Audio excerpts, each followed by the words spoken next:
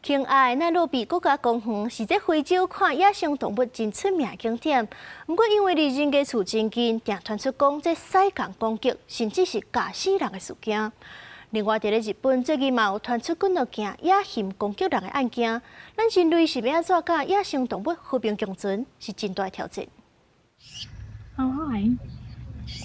They have very big heads. 坐伫车内看到野兽对窗仔门边行过，正清楚也正刺激。伫肯亚奈罗比国家公园，会当正活看野生动物，而且也正近，就伫首都圈甲主题区中，只干一个简单的栅栏。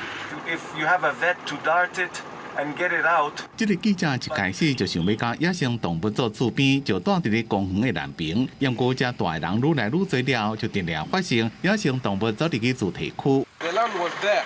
We tried to chase it. We killed a small calf and a big eagle. 西唔那是走入去明体攻击天物，加生跳假走。今年初，一个14岁查某囡仔，何西加死，而且可能唔那伊一个。Mugu, ini ko nakabot. Nikaacha na mugu, nikaendea simu, nikashika simu hivi, simba ikaamuka, akaniambia. 会伤害人的唔那是西，一个水牛。Buffalo dangerous for people walking along the way here.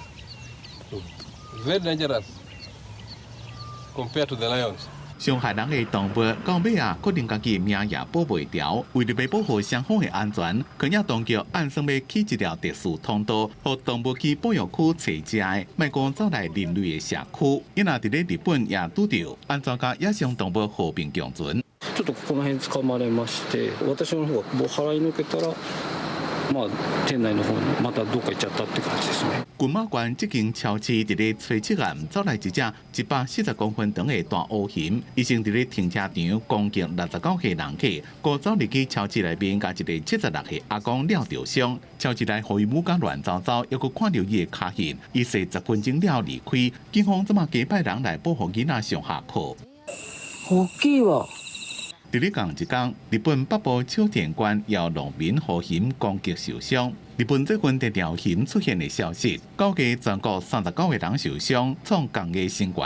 专家讲，今年秋天北海道到本州西平，熊正爱食的山毛榉坚果季节结了少，而且母熊也会甲熊仔囝去城内找食的，所以日本熊的危机短期内恐惊正歹解决。公司新闻温芳仪编译。